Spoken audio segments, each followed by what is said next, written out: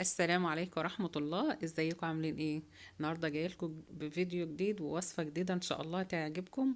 وصفة سهلة كده واقتصادية وسريعة ومش هتاخد منك اي وقت ولا مجهود في المطبخ. بإذن الله هتعجبك وهتعجب الكبير والصغير عندك في البيت بإذن الله، وخاصة الأطفال بما ان هم بيحبوا الحاجات الحلوة المسكرة. هنعمل لهم حلوى النهاردة حلوة جدا جدا ان شاء الله تعجبك. ومقادير سهلة وسريعة كده ومن غير زبدة ولا سمنة ولا لبن. هما كوبايتين دقيق وبيضتين وهنعمل أحلى حلوى في الدنيا كلها. بس بتمنى منكم ما تنسوش تدعوا لأمي وأبويا بالرحمة، وكمان ما ننساش اخواتنا في غزة وفلسطين بين الدعاء إن شاء الله ربنا ينصرهم بإذن الله. واللي مش مشترك عندي في القناة يا ريت يشترك وتعملوا له كومنت حلو كده من ايديكم ولايك بإذن الله. يلا بينا على طول ندخل نشوف الوصفة بتاعتنا ونشوف المقادير. معايا بيضتين، البيضتين بحرارة المطبخ، ما يكونوش طالعين من التلاجة.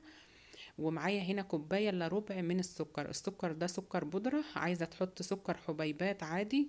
عايزة تعمليها بالمضرب اليدوي اعمليها بالمضرب اليدوي وبالمضرب الكهربائي اللي يريحك. انا حبيت بس اختصر الوقت وعملتها في الخلاط. معايا هنا باكت من الفانيليا بديلها ريحة حلوة جدا. ومعايا هنا كوباية الا ربع من الزيت. احنا مش هنستعمل لا سمنة ولا زبدة، هي كوباية الا ربع من الزيت. معايا معلقة كبيرة من الخل. معايا هنا بشر برتقان. طبعا البرتقان الايام ده اخضر يا بنات، فقلت نستعمل اللي هو السفند ده. بشرت منه واحدة كده وكان طعمه حلو جدا. مفيش عندك لا ده ولا ده، باكت من الفانيليا اللي هي البرتقان بتاخدي منها نص معلقة على معلقة صغيرة، نص معلقة صغيرة هتديكي نفس الطعم ونفس النتيجة بإذن الله. أنا هنا بوريكم إن أنا كنت بشرة البرتقان وكده. ضربت الحاجات الجميلة دي كلها في الخلاط، وجينا هنا في البولة بتاعتنا نزلنا بيها. وبعدين ضفنا عليها كوباية إلا ربع من النشا. دي كوباية إلا ربع من النشا. قلبتهم كويس جدا لحد ما النشا اختلط مع المواد السائلة كده. وبعدين ضفت عليهم كوباية معلقتين من الجوز الهند، معلقتين من جوز الهند الناعم. الحلوة دي سهلة وسريعة ومتاخدش منك اي مجهود في المطبخ. قلبتهم كويس جدا لحد ما اختلطوا كده والنشا داب مع الخليط بتاعنا السائل. نزلت هنا بكوبايتين من الدقيق. الكوبايتين من الدقيق انا حطيت كمان عليهم معلقة صغيرة من الكيك شيف. ممكن تحطي نص معلقة لو ما انتش عايزة الحبات اللي هي الحلوى بتاعتنا دي تبقى مرتفعة قوي، نص معلقة. بس انا بصراحة ضفت معلقة صغيرة بس مش مليانة قوي. قلبتهم كويس جدا لحد ما اختلطوا مع بعض بالشكل ده. وبدأت اقلبهم بقى بايدي كده، مش تعجني يا بنات، احنا بنقلب بس، هو عامل زي البسكويت ما بياخدش عجن. وانت بتعجني لو حسيت ان هو محتاج دقيق بتضيفي له معلقة بمعلقة، لان في دقيق بيختلف من نوع دقيق من نوع دقيق. يعني في دقيق بياخد مواد سايلة كتير، في دقيق بيكتفي بكده. انا بدأت اقلبه بالشكل ده زي ما انتوا شايفين بصوابعي كده لحد ما بقت معايا عجينة متماسكة بالشكل ده. اهم حاجة تكون عجينة ناعمة ومش مشققة، وانت بتضيفي الدقيق حسبي واحدة واحدة علشان ما تحتاجيش مواد سائلة. طب لو احتجت مواد سائلة بتضيفي معلقة زيت. ماشي يا بنات.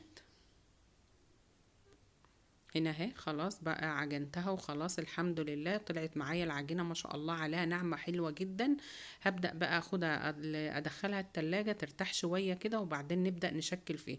ممكن تشكليها على طول بس انا بصراحة حبيت احطها في التلاجة 10 دقايق بالظبط.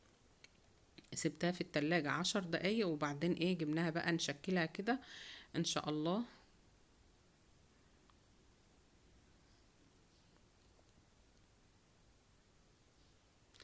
هنا بقى بعد ما انا طلعتها من التلاجة بدأت اشكلها. انا عملت حجم الكورة 25 جرام. انت بقى حسب ما تحبي، عايزة تزوديها عايزة تقللي، بس هي بصراحة كانت 25 جرام كانت حلوة جدا. وانت بتشكليها بتمسحي ايدك بمسحة خفيفة كده من الزيت، مع كل كورة بتعمليها بتمسحي ايدك مسحة خفيفة من الزيت. وبدأت اشكلها بالشكل ده. اي حاجة عندك شكلي بيها. انا عملت هنا بالقطاعة بتاعت القراقيش. اي حاجة عندك تديك الشكل ده اعملي بيها، ما توقفيش نفسك.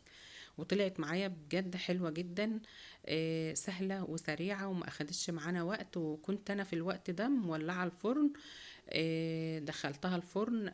وبعدين بصوا يعني راقبوها، لان هي ما بتقعدش كتير في الفرن. هي حوالي 10 دقايق وبتطلع. ما شاء الله عليها، اخده لون من تحت ومن فوق، ما شاء الله تحفة يا بنات. مفيش ولا واحدة اتحرقت مني، وشكلها حلو جدا. وكان طعمها احلى واحلى كمان. والله يا بنات كان طعمها روعة. معايا هنا بقى مربى مشمش. انت اي نوع مربى، مربى فراولة، مربى تين، اي نوع مربى تفضليه وتحبيه اعملي بيه. انزلها الاول في مربى المشمش، وبعدين اعملها في جوزة الهند.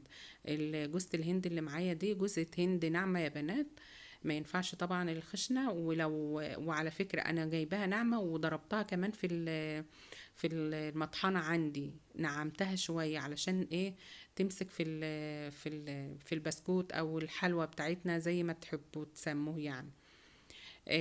بدأت هنا معايا كيس بقى، حطيت فيه شوية من مربى المشمش، ووزعتهم في قلبها كده في الفتحات اللي احنا عاملينها دي. عطتها طعم وشكل روعة الروعة يا بنات.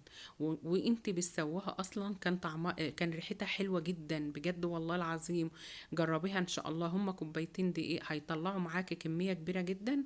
والكبير والصغير بيحبوا الحاجات اللي زي دي، وتنفع للأطفال في اللانش بوكس بإذن الله.